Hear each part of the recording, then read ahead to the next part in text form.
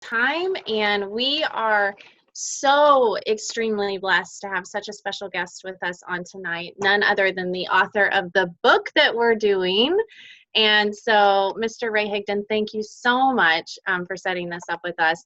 And so what we're doing, just to give you a little bit of background, is we are doing a boot camp called Sell the Sizzle, Not the Steak.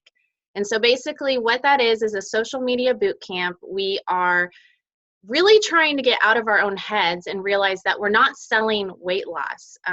We are with Modere, and so we have a ton of different products, weight loss and collagen and personal care products, but that's not what we sell.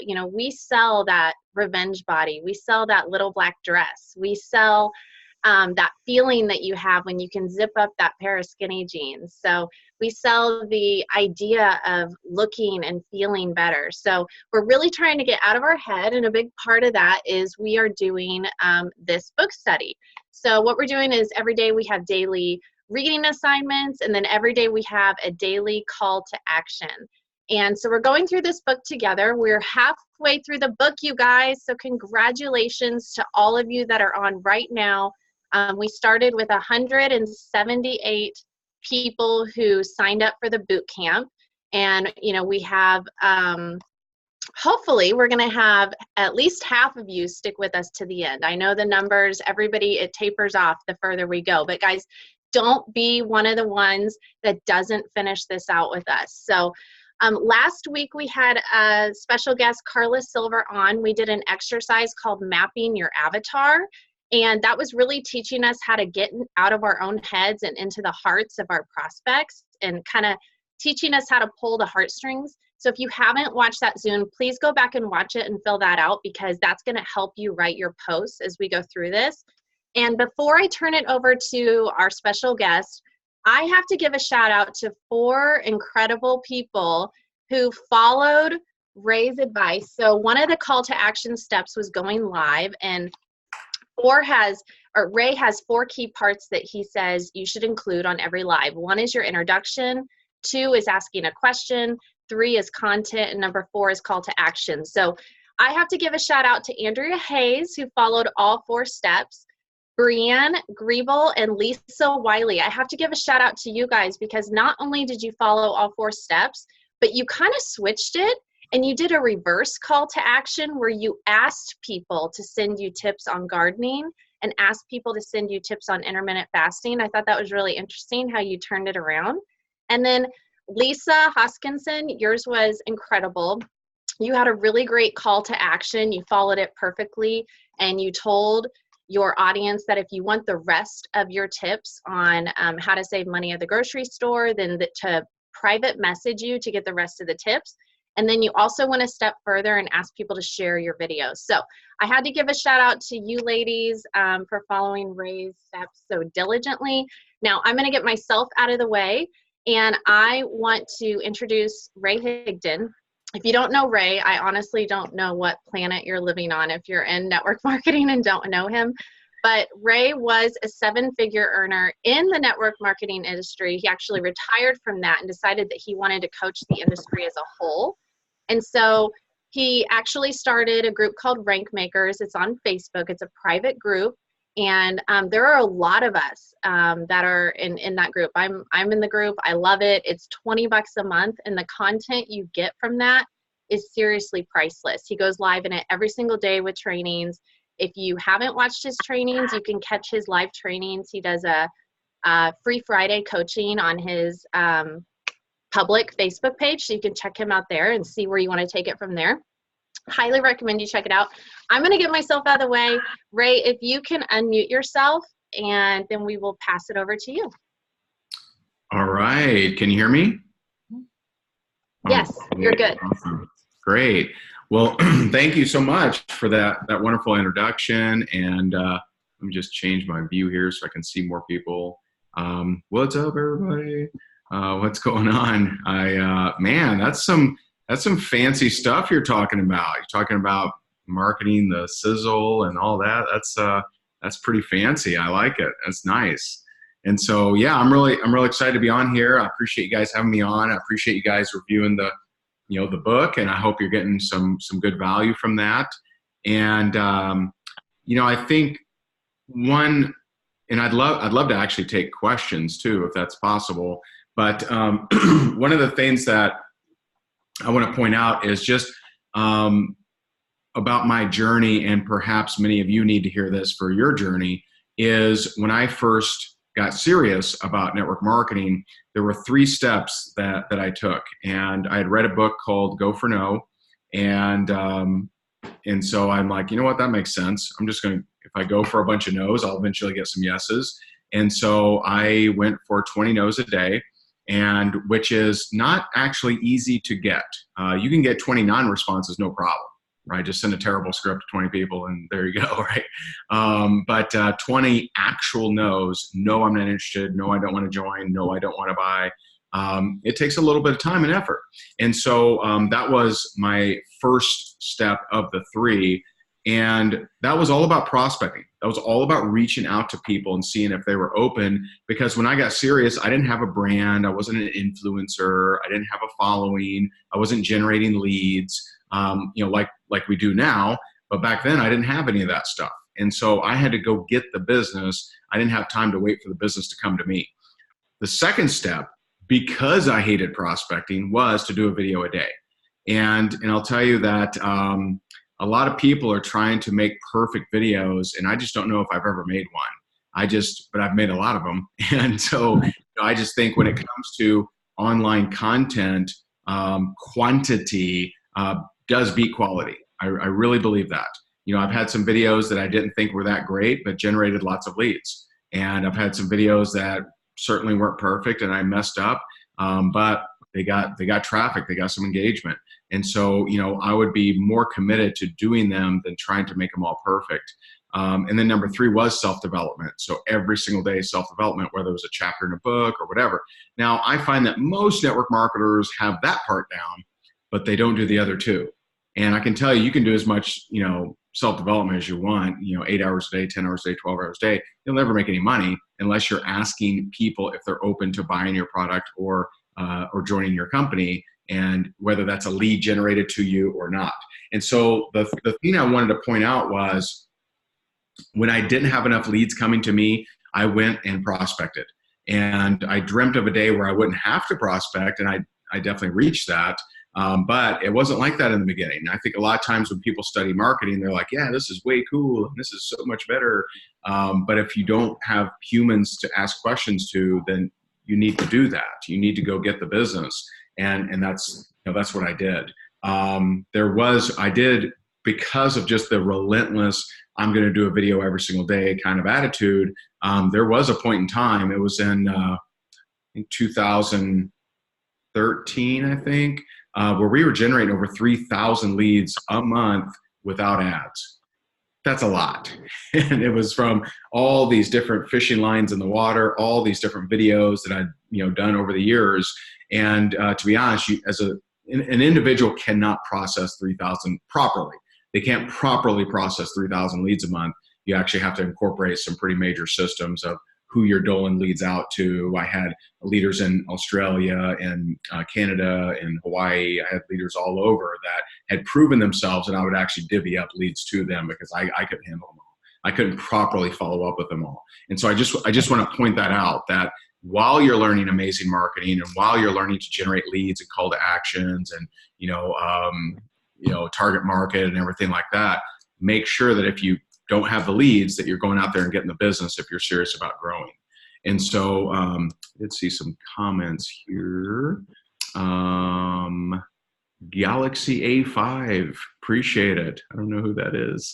Who's Galaxy A5? Lisa, what's up? Cool.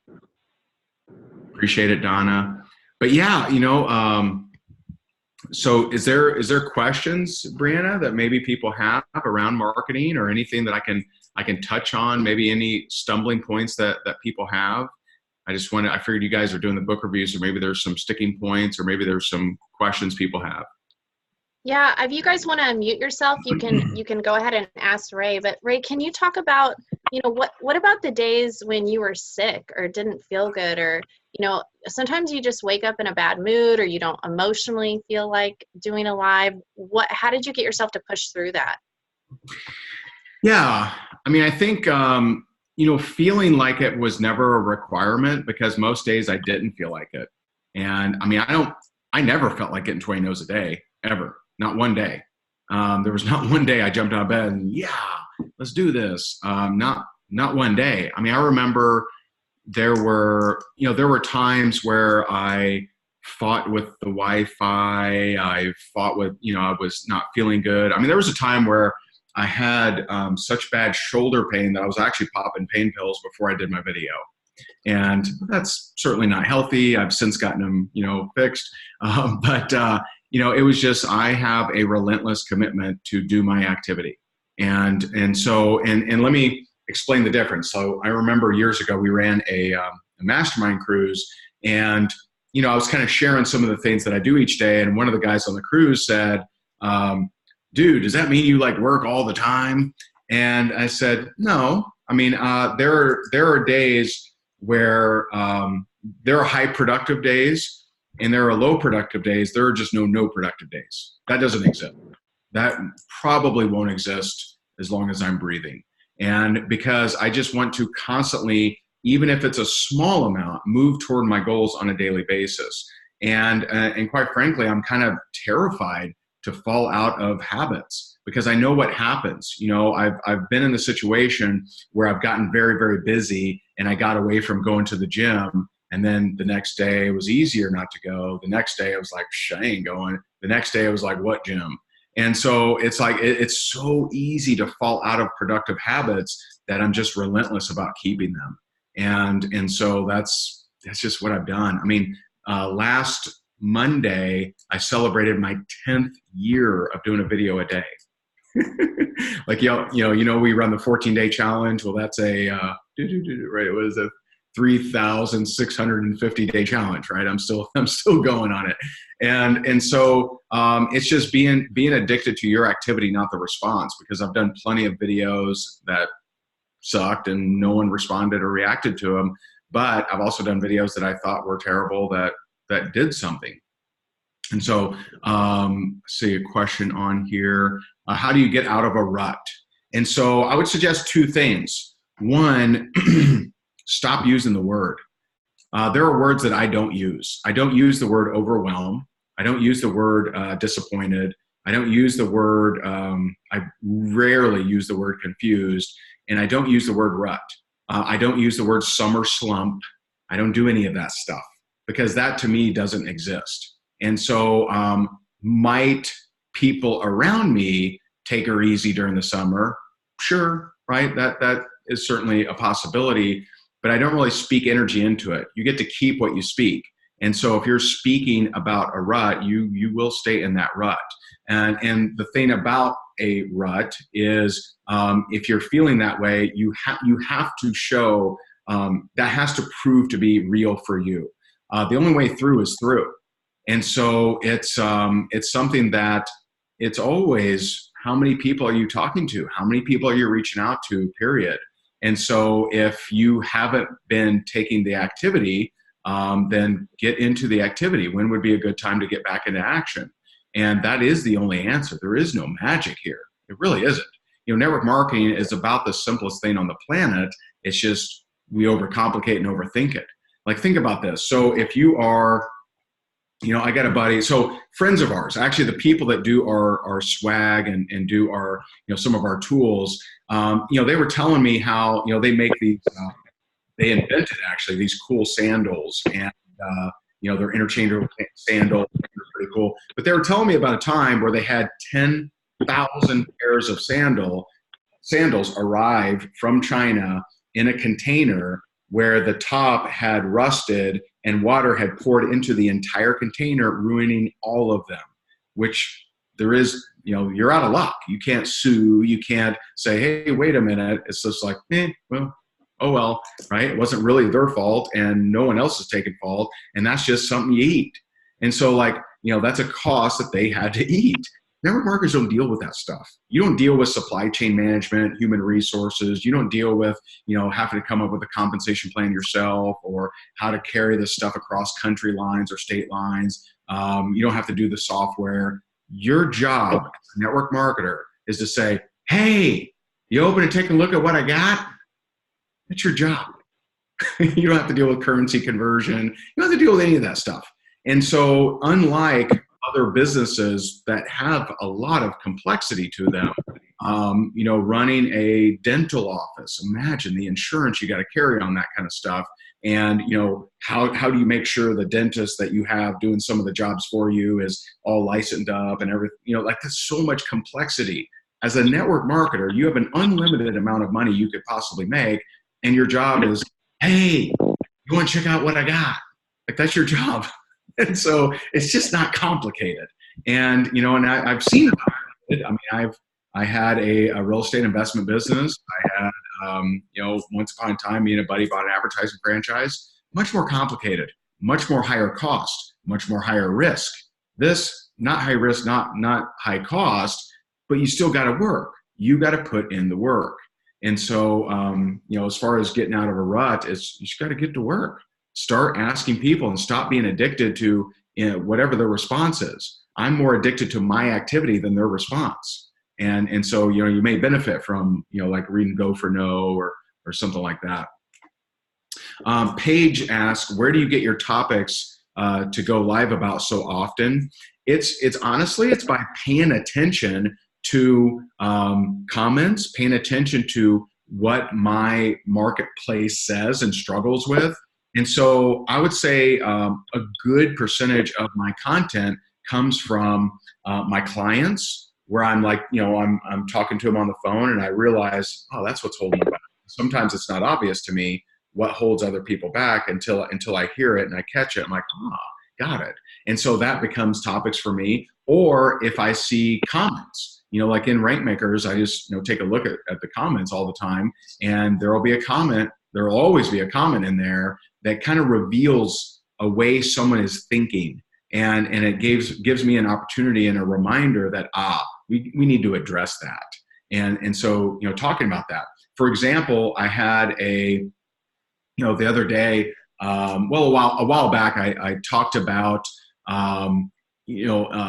expectations and entitlement and things like that.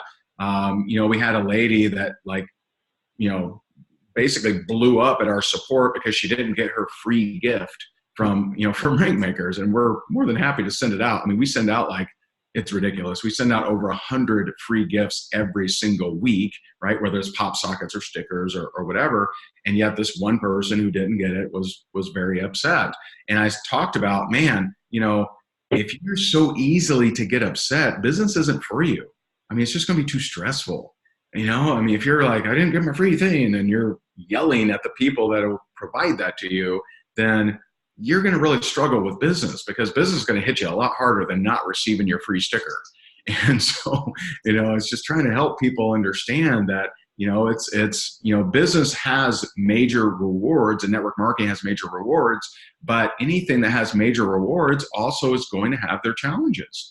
And, and that's the thing. So Brianna asks, can you tell us one of your biggest takeaways from Grant Cardone? I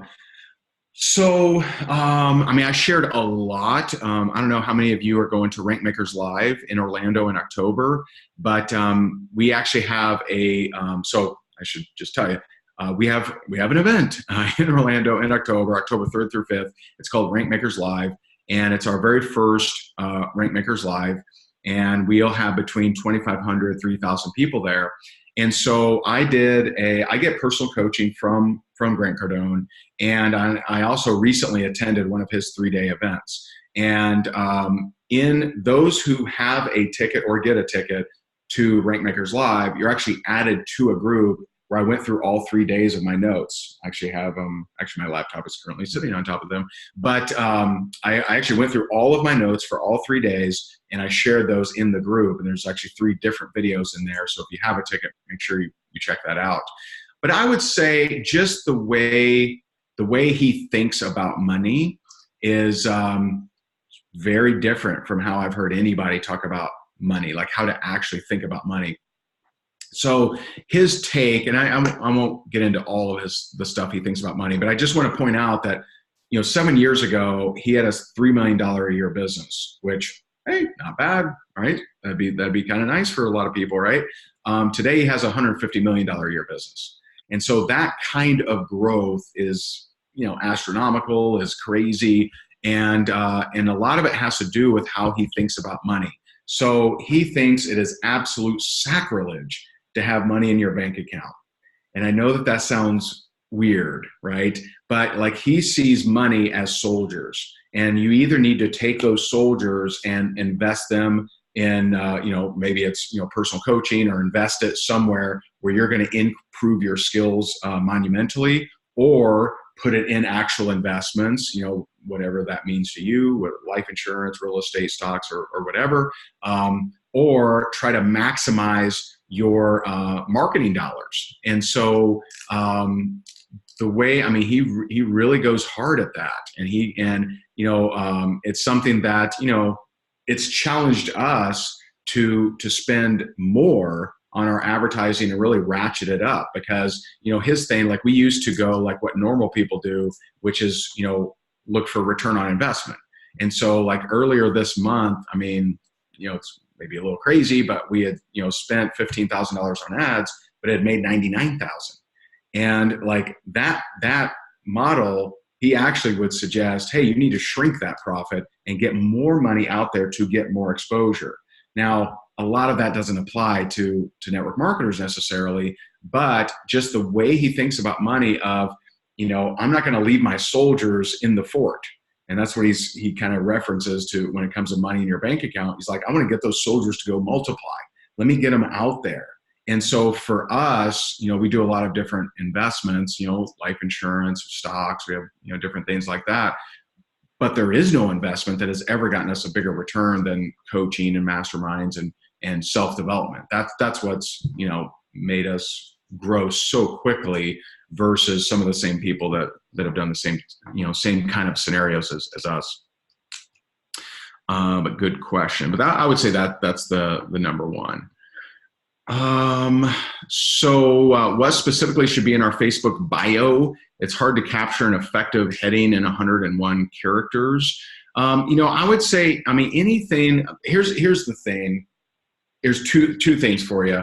One, I don't want to give away the ending of the movie. So I am not going to say, here's the company I'm with, because all I've done is made people independent researchers. So if they have any interest in you, they look at the bio and they're like, oh, they're in this company. Let me go to Amazon, eBay, and Google it and see what I find. And so you've already lost right out the gate if that's, part of your bio. But number two, and this is different. This is, today I just had a guy buy a coaching day with us, and he is he's a trainer for contractors. Nothing to do with network marketing. But he heard what we were doing, and he actually joined Rankmakers just to kind of shadow what I was doing in there, because he wants to do that for contractors. And so for him, I would give him very different advice than I would a network marketer. And here's the distinction. I do not, if I'm building a network marketing organization, I do not want to position myself as an expert, special, or credible. And that is unique to network marketing. Now, every branding person on planet Earth would say, what are you talking about? You got to impress people, and you got to be specific, and you got to be unique, and you got to be this and that. And fine, if you're trying to just make sales. But if I don't care. If I'm building a network marketing organization, making sales is okay, great. Let's make some sales. I want a 1 million person team. I want the soccer mom. I want the substitute teacher. I want the shoe salesman. I want the truck driver. I want every type of occupation that are not influential to believe that they can do what I can do. And so I'm not going to position myself as expert, credible. And I'll give you an example. So when I was the #1 income earner of the company that I was a part of, and I would meet someone at the bar, I would tell them, hey, I do this thing on the side. I don't know if you're open to making some extra money, but I'd be happy to share it with you. I said it was on the side. Now, I would put them through the system. I would have them watch a video. I would follow up with them. They would come to the event and be like, dude, you're the #1 guy. Why didn't you tell me that? And you know my answer? My answer was because you couldn't tell people that. See, that's duplication. That's what people don't understand in this day and age of branding and social media and everything, is everyone wants to get you to brand yourself as someone that's impressive and credible and unique and expert status. And the problem with that is, if you're leaning on that to grow your network marketing business, then you're going to have a lot of people that'll say, yeah, good for you, but I can't do what you do. I don't have that special influence that you have, or I don't have those degrees, or I don't have those certifications. I'm not as smart as you. I want the person that barely finished 5th grade to say, that's all you do? Wow, I think I can do that. That's my desire. And that's the lost essence of network marketing. It's been lost. And so over the years, you go to a network marketing meeting not that I did, right? I'm not that old, come on. But if you go to a network marketing meeting in the 70s, they got it. I mean, they were like, all I do is this, and I just show people this, and they weren't trying to impress you or blow you away or have some magical brand. They were trying to impress upon you that anyone can do it. And that's kind of been lost with the whole social media branding influencer kind of scenario that's happening right now. Does that make sense? Is that helpful? And so don't get me wrong, you can be an influencer, but don't lean on that as don't think that, oh, I can't build my business unless I'm an influencer, because that's terrible, because that's exactly what your people will think.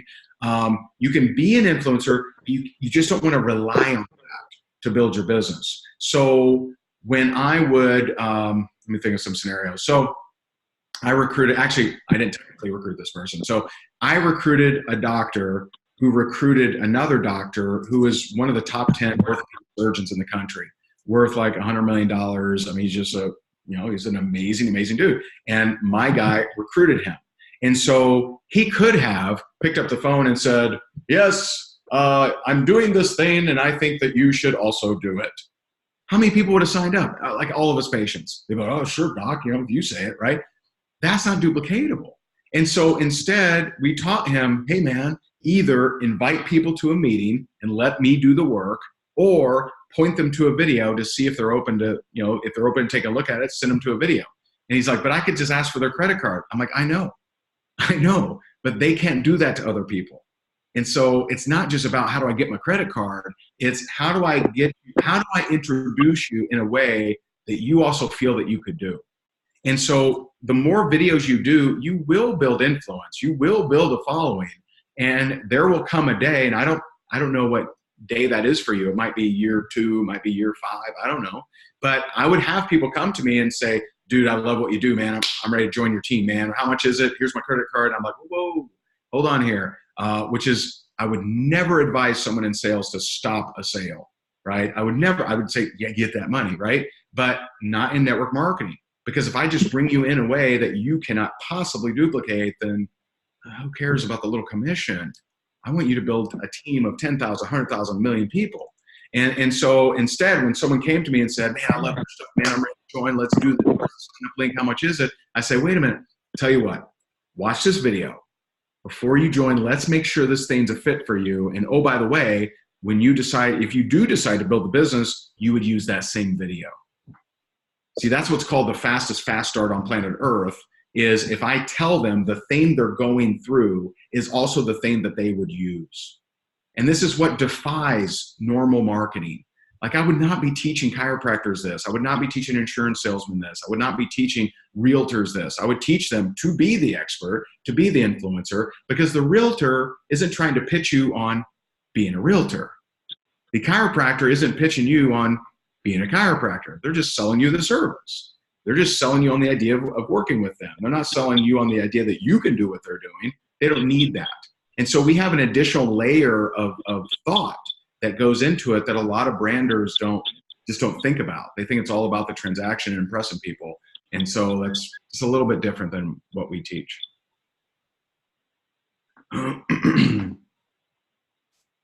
Okay. For someone who's almost maxed out on friends, what's the best way to change who engages with me?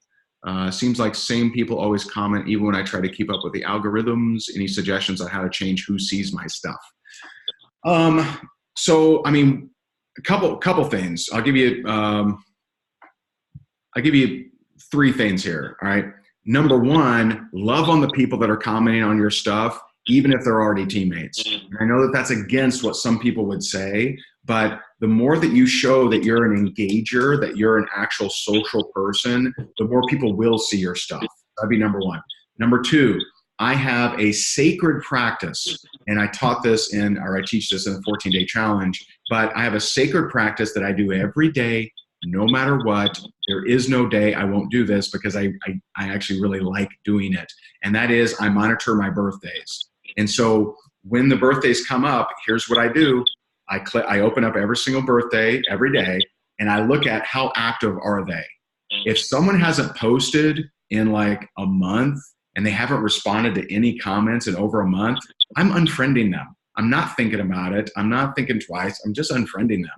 Because if they're not posting on their own profile and they're not replying to their own comments, they ain't gonna be posting on my stuff either. And so I just unfriend them. Every day I get the sheer joy of unfriending people. I love it, because you need to understand part of the algorithm is how many people are you friends with, or have you sent friend requests to? Because that's the actual number. So if you have 2,000 friends, but over the years you've sent 1,000 friend requests that haven't been accepted, you're being evaluated by 3,000. And so it's how many people are you friends with, and have you sent requests to that haven't been accepted, versus how many people actually engage with you. That's the percentage that dictates a lot of the algorithm. So the more friends you have, if your engagement sucks, it's actually going to be exponentially harder for you. And so I want to reduce those people who aren't active and get them the hell out of there, because it naturally increases my percentage, which tells Facebook, hey, this guy's doing something right. Let me show him to more people. And so I get excited. If I go a day and no, I can't drop anybody, I'm just like, oh, man, I'm a little sad. And this goes against the, probably, I don't know, maybe 10 years ago, people used to teach, friend as many people as possible. That is terrible advice. Terrible. Because think about it. You're with every friend request you send, whether it gets accepted or not, you are decreasing your algorithm every single time. And so you got to be careful with that. And so I'm just very guarded on who I request, and I'm also guarded on who I keep. And so, I would just think about that, because some people, they're so worried about, oh man, I max out at 5,000. You ain't never going to get 5,000 engagement. Name one person that does. Nobody does, right? Now, if you're on a page, right, and you're driving ads, you could potentially get that. But no one's maxing out their profile with engagement. They may be maxing out with friends, but what good does that do you? That doesn't help you out. And so I would just be careful about that. And so birthdays is a great way to do that. And then number 3 is, if you want different people to be commenting on your stuff, go comment on their stuff. And it's always funny to me that, people are like, man, if only I had more engagement. But I look at their page and they don't engage with the people that do engage with them. So why would more people, right? So especially if you don't have a lot of engagement, if someone speaks in your general direction, you should be like, hey, what's up, man? How you doing? Hey, thanks for visiting, right? If you don't have a lot of engagement, if someone just accidentally presses the like button on your picture, you need to be messaging them. You need to be replying, hey, thanks for the like, man. How you been? Right? You need to engage more if you want more engagement. It's not, let me just magically get more engagement and I'm not going to engage. That's not how it works. So that would be my 3 tips for that. Exactly, Brianna. Like opening too many credit cards, lowering your credit score. Very, very, very true. Yeah, I'm constantly looking for who can I snipe out of here, because it's a lot easier. It's a lot easier to reduce than it is to get someone to engage more. But those 3 tips should help you out.